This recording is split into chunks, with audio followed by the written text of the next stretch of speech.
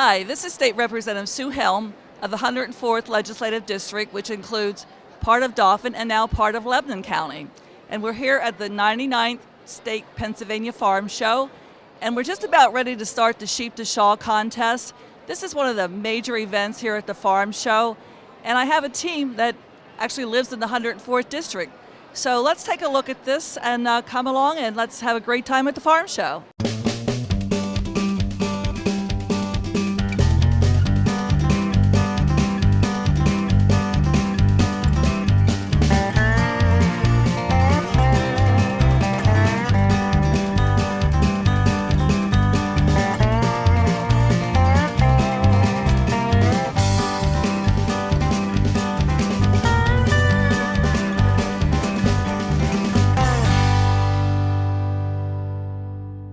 And now we're at the Sheep to Shawl contest at the 99th Pennsylvania Farm Show, and I'm with Ashley Shaw, appropriate name, and she's done this for a number of years. But Ashley, tell me what you're about to do today. We are here today at the Sheep to Shawl competition. Everyone's set up. They have their looms out, their spinning wheels, and they're having their team meeting before we get started here today. What we'll be doing is going from the sheep to the finished garment, which is going to be the shawl, hence the name Sheep to Shawl. And in 2.5 hours. So we'll have our shearers are going to bring out the sheep, and they'll do the countdown, 3, 2, 1, and then everybody can go ahead and start shearing their sheep. Once everyone has finished shearing, the team will collect the fleece from the animal and we'll put it with our display, and we'll start carding it, which just combs the fibers and makes it easier for spinning. It's part of the preparation process. Then there's 3 team members that will be the spinners, and they are going to be making the yarn for the weaver, who is going to be weaving the finished product today. And each team has a name. Like, what's your name? Tell me the name and how you picked that name. We're Team Just a Little Twisted because we're a little twisted, and it goes along with the whole spinning, twisting the fibers. So. And I know I met you several years back. And before you did the sheep to shawl, you did the fleece to shawl for the younger weaver. So tell me the age and how you started. How did you get in the fleece to shawl initially? It's a long story of how I got involved, but I joined the 4-H program, and I was interested in the fiber animals. So I actually got an Angora rabbit first, and then from there I just grew to love the fiber animals. And I learned how to spin and weave in a 4-H club, and then from there I was asked to join a fleece to shawl team. Any youth can participate in that up to the age of 18, and I believe it was 3 years that I competed in the fleece to shawl. And then when I aged out, I was kind of sad because I couldn't do it with my team anymore. Some of them were still youth. And so my mom and a couple of the teammates that I was with, their parents, we all joined a team, and we named ourselves Just a Little Twisted, and we've been doing it ever since then. And this is like really a family affair, because I believe now your sister Madison was in the fleece to shawl this morning. Yep. The kids competed this morning. They had 3 hours. They started at 10 and went until 1 o'clock. And there was, I believe, 5 teams, and they did really well this morning. They all finished. And Maddie, she was a weaver for the first time this year. She's usually a spinner, but she was the weaver this year for her team. They did a potato-themed shawl, which will be auctioned off here later tonight, along with all the others. And then my brother is actually our shearer. So he's going to be shearing for our team, for Just a Little Twisted. My mom is the spinner for our team, and I am the weaver. So out of 6 people in our team, 3 of them are from our family, and the rest are family friends. Wow. So see, anybody can participate up here at the farm show. I think before your brother did that, I saw him at a Penn State, something with plants one year. What did he do with Penn State? I think it was Penn State. Oh yeah, we do a lot of different things at the farm show. We don't just come for the sheep to shawl. We actually have our own booth this year for our own family business. We volunteer for 4-H every year. He was at the Penn State booth doing a demo for maple syrup production, and he also did urban agriculture, a demonstration on that. And then we have rabbits here in the rabbit barn, the big fluffy Angora rabbits. So it's a big family affair. We're even going to be coming in with our miniature horses later on this week to do a demo on driving with miniature horses. So the farm show for us is like a second Christmas. Wow, I had no idea you had the horses. I'm going to have to check that out for you. But I know I did the bunny hopping on Sunday night, and I saw your sister, and both of you were there. Didn't do too well. I have to practice next year, so maybe I'll come to your house and learn how to jump a bunny between this year and next year. But you also have a business, your family business, so tell me about that. My family has been in the fiber for a while, and we decided to make a business out of it. We've had a specialty yarn shop called Knitter's Dream for 13 years now. It's in Fishing Creek. And we also have a fiber mill now where we process fibers for our own yarn shop, and then we also accept other people's fibers and process it. We make roving and yarn and batting and things like that for other people too. Now, I know, Ashley, you went to college. Did you graduate yet, or where are you in college? I graduated in May from Delaware Valley in agribusiness. And you're going to use that agribusiness in your business, correct? Yeah, it was pretty interesting because my whole senior year in college, I used my own business to develop things like business plans for my own classes. So going through school, it really helped me to build my own business in the agriculture industry. And I know that you're an author of a book. Would you want to tell us any about that? Because you've come a long way. You're a role model for so many young people. I admire you so much. Like, tell me about the book. When I was 15, I wrote a book, and I struggled with anorexia, and I ended up writing a book about it. It was like my journal, and I tried to incorporate positive thoughts about it. And I always tell everybody that growing up in 4-H and writing my feelings down and writing this book to help other people go through it had helped me as a person grow and become a stronger individual and get through the tough time that I was in.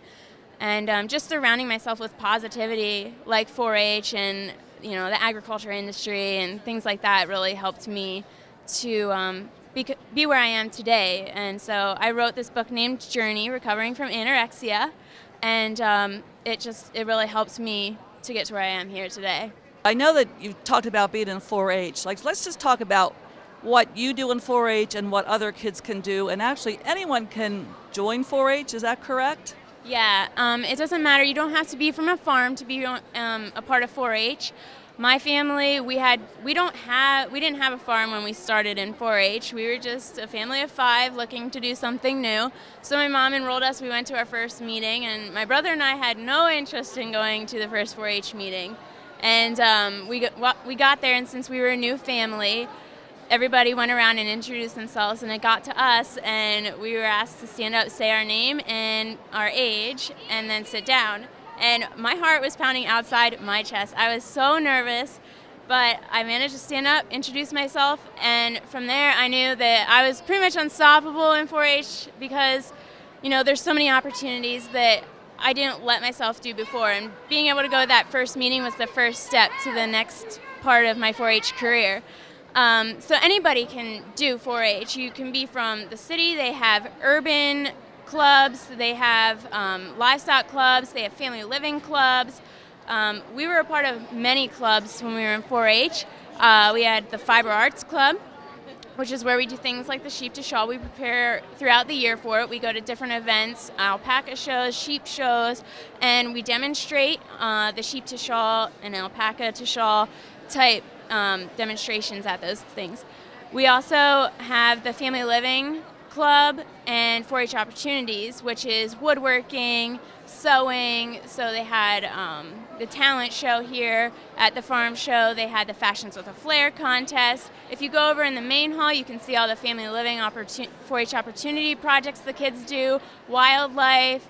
I mean, it's really endless. It's not just for kids that have livestock and horses in their barns. I mean, you can really do anything and make a 4-H project out of it to show off what you learned and, how far you can go with it. Like, I did see some of the outfits that kids made. Now, do they just know how to do that, or is there training in 4-H so they can learn how to sew?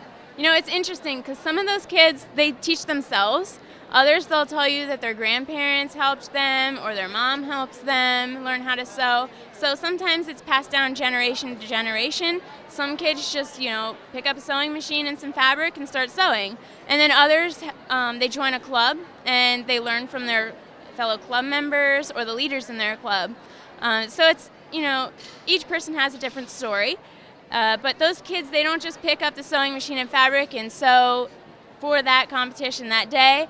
They've been working throughout the year, all year, and they go to their county fairs and their 4-H roundups, and then they can exhibit here at the fair. They also have a fashion review throughout the year, which is where kids can enter their projects. They can do woven projects, knitted projects, sewn projects.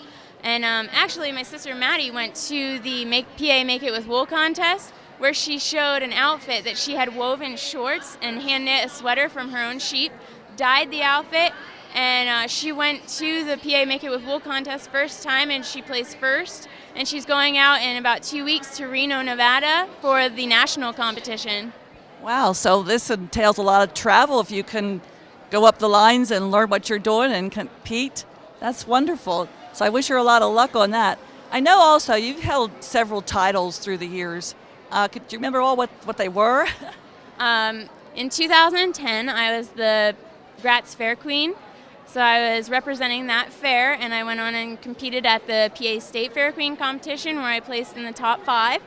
And I was also the 2013 Pennsylvania Lamb and Wool Queen. So that was the state commodity, so I represented the state of Pennsylvania with the wool and lamb and that whole market. So those are the two. Well, they're great titles, and I know I don't want to keep you too long here about ready to get started, but we wish you so much luck today. We'll be here rooting you on, and we'll watch you. Thank you. Thank you. Did you know that nearly 1,100 pounds of butter was used to make the butter sculpture for the 99th Pennsylvania Farm Show? This year's sculpture, the 25th year a butter sculpture has been displayed at the event, showcases a fundraising campaign for a first-of-its-kind food bank milk program. It was launched in Pennsylvania last year by the Pennsylvania Department of Agriculture, along with the Mid-Atlantic Dairy Association and the Pennsylvania Dairy Promotion Program. The sculpture portrays a food bank worker pouring milk into a glass held by a boy with his mother. Watching on is a dairy farmer and his cow, who are standing next to a case filled with milk. The words, "Fill a glass with hope," is carved above. The sculpture was once again created by Jim Victor and Marie Pelton and took 10 days of work in the refrigerated case to turn the slabs of butter into a work of art.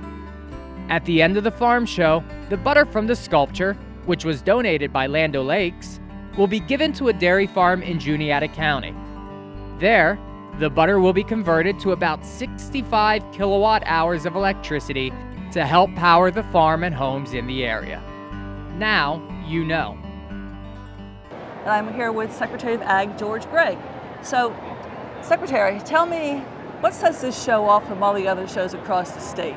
Well, this is Pennsylvania's time to shine. I mean, this is a showcase of Pennsylvania agriculture, the culmination of 109 county and community fairs that have wound up here. All the grand champions from all those wind up here at the farm show, and they get chosen. The supreme champion for the state gets chosen here, along with everybody fights for the supreme champion in dairy and beef and first place apple pie. They all want the bragging rights for Pennsylvania agriculture. I mean, I've been here now 2 days, and every time I have to fight my way through the crowd, which is really great. And we have the wonderful butter sculpture over here, and we don't really have a theme this year for the farm show, but the butter sculpture says, "Fill a glass with hope." I know that has to do with the Central Pennsylvania Food Bank. Can you tell me about that? That's an idea that was hatched at the Pennsylvania Department of Agriculture, and we got the idea, why can't we put fluid milk in the food bank so that the people who are using the food banks will receive fluid milk. And so we had talked with our dairy industry people, our dairy farmers, and Central Pennsylvania Food Bank, and we got some people to donate some of the containers that they can keep the milk cool in, and the Central Pennsylvania Food Bank is now providing fluid milk in their boxes that people get. This is great for the Pennsylvania dairy industry because it increases consumption, and it's great for the food bank people because they can start some healthy eating habits with their children that will hopefully grow into an increase in milk consumption. Well, I appreciate you doing that. Like the Central Pennsylvania Food Bank is actually located in the 104th District. Oh, that's so good. it's wonderful, and it's obviously the food bank helps a lot of people, not just the 104th, but that's where they're located. So it's near and dear to my heart. And they handle 26 or 27 counties across the state. So that is a lot of Pennsylvania. We also do it in Western Pennsylvania, but the People's Food Bank have been great with this. We're having a fundraiser here at the farm show, and on Friday when we opened up the food court, we had some sponsors who gave some donations. We raised $42,000. Wow, that's tremendous. We're shooting for $100,000. Okay, we'll keep a working on great it. program, yes. Among the many things you did this year, I know you went on a trade mission to China. Like, tell us about that. China is a very interesting place. We already export a lot of Pennsylvania hardwoods products to China, and a lot of the meetings that I had were just to reestablish relationships with those companies or renew the relationships with those companies. We export about $1.7 billion worth of hardwood products, and about 2/3 of that goes to China. So it's very important because it helps to prop up our hardwood industry, especially when the housing industry dropped a few years ago. That helps to maintain our industry here in Pennsylvania. And we also had a lot of food meetings. I went to 39 business meetings, and Tom Manzer from the Department of Ag was with me, and I think he went to 49 or 50 meetings. But we traveled there. It's very interesting. However, that country China is falling behind as far as feeding their own people, and they're looking towards the United States and Pennsylvania to help to supplement their food supply. Well, that's interesting, like when you kind of supplement because the housing market dropped, but hopefully the housing market's coming back, and I think it's going to this year. I believe it is, yes, I believe it. So last year, it was a hard winter. It was very cold, very icy. Did that affect ag at all in Pennsylvania? Well, the year before last, I know it was frigid without any snow, and that hurt agriculture as far as it freezes out some of the alfalfa and some of the hay crops, but also some of the cherry trees and some of the fruit trees were injured because it was so cold for so long. This winter has been pretty mild so far, so this is a good winter so far, and it's typical farm show weather, but it's still it's still not that harsh that it's going to hurt our crops. We must have done something right because we have all these farmers markets, and I know Pennsylvania ranks 7th in the nation with farmers markets. And I mean, I love to go to farmers markets. They're always crowded, like on the weekends. Like, tell me about that. How did we manage to come up to number 7th, which is good? Well, I think it's our location. We are within an 8-hour drive of 50% of the population of the United States. You know, we have the whole eastern seaboard, Washington, all the way up to New York, New Jersey, Philadelphia, all of that. And so that gives our fruit and vegetable growers an opportunity to direct market to that large population area. And it's just worked out very well for Pennsylvania. Of course, you know, when people can make a good living at that they continue to expand their operations and expand our fruit and vegetable. And it tends to go towards artisan cheese and other products are now entering into that. I know you've tried to get a lot of the local farm produce into the local food markets too, which is really good. Yes, we have. And PA Preferred, you helped to pass the PA Preferred law. That's been great because that made PA Preferred the permanent branding trademark for Pennsylvania ag products. And before that, all of the small businesses were afraid to buy into it because it cost so much to label your product. And when the brand would change with each administration, they would have to change also. So I think making that permanent, making that into law, signing that into law, has been very helpful for our agricultural people, our PA preferred people in Pennsylvania. Also, farms have changed a lot through the years, and there's a lot of technology used that we didn't have years ago, and now we do. Could you give us some examples of what modern farming is all about? Well, I think that farmers have always been embraced technology because every piece of technology that we can use, it reduces the labor intensity of farming. We started off years ago with the antique tractors. They were cutting edge technology in their day because they were better than horses, or pulling the plow by with manual labor. But nowadays we have GPS units that can actually steer tractors. One farmer can drive more than one tractor.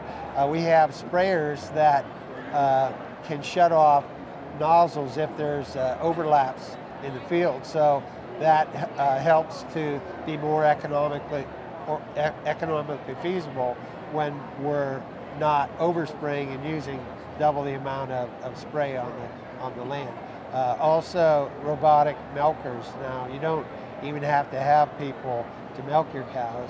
The cows just come in and get milk when they feel like it, and the robotic milker will do that. Wow, that's unbelievable. I didn't even know that. It's science fiction a few years ago. Absolutely. I also know another program, Farmland Preservation. I know that's big. Could you tell us about that? Pennsylvania leads the nation in farmland preservation. We just broke 500,000 acres this past year, I think in September, on a York County farm. We celebrated that, but that is really a fantastic program, and there's 7.75 million acres in Pennsylvania farmland now. So when you look at 500,000 acres, that's not a lot to feed our future generation. But when we continue to remind people that we need to preserve our farmland, it helps out because we are going to have to protect this farmland for our future generations. Now, in the House of Representatives and the Senate, every year we have to pass a balanced budget. We're supposed to by June the 30th. How did we do for ag last year? Did we do okay for you? Yes, you did. You did great. We got some money without raising taxes, we were able to fund the fairs. The fairs are very important. They tell the story of agriculture, promote our products. It's like marketing. You have to market, and the person who markets the best wins, just like running for office. Whoever markets themselves the best wins. But it was a great budget for us, because we had an increase in our fair funding. Fairs have been fully funded, and actually we had some capital improvement grants that we gave out this past year. 21 different fairs had improvements to the buildings and their handicap bathrooms, and made them have handicap accessible. We'll try and do just as well for you this year. And every year in August, I look forward to going up towards Penn State to Ag Progress Days. And the public's invited to that. Can you tell us about that and how we would go and what we would see when we get there?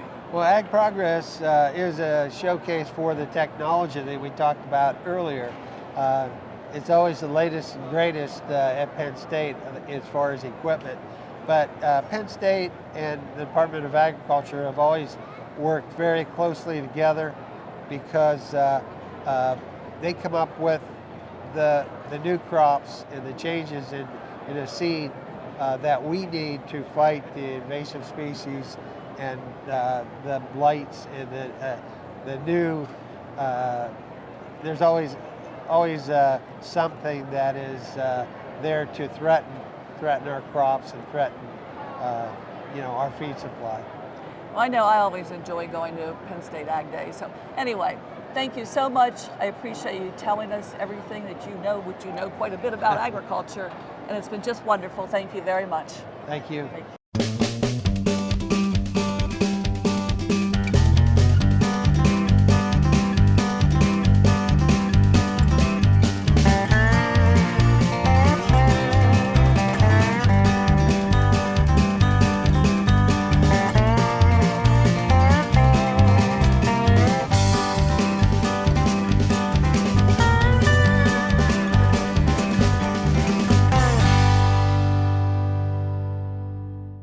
It looks easy when you see somebody else parade a cow around the arena, but it really isn't. I mean, they're strong. Like last night I did cheat and I did a little bit of practice and I put my foot someplace it shouldn't have been and the cow stepped on it. So I learned my lesson. Like if you take dancing lessons, I always say if the guy steps on your foot, it's because you put your foot the wrong place. So when my cow stepped on my foot last night, I realized I put my foot the wrong place because you should lead them and not get beside them.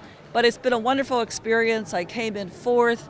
Have to do better, obviously, and again, I'll try and be here next year and win this championship. Did you know that the Pennsylvania Farm Show's history goes all the way back to 1851? Originally organized as a state fair by the Pennsylvania Agricultural Society, it was discontinued in 1899. It wasn't until 1916 that Charles Patton, the Pennsylvania Secretary of Agriculture, worked with others to develop a new agricultural fair which debuted in January 1917. It was in 1925 that the roots were laid for the farm show that we know today. The show had grown so large that 40,000 attendees were traveling to various sites all around Harrisburg.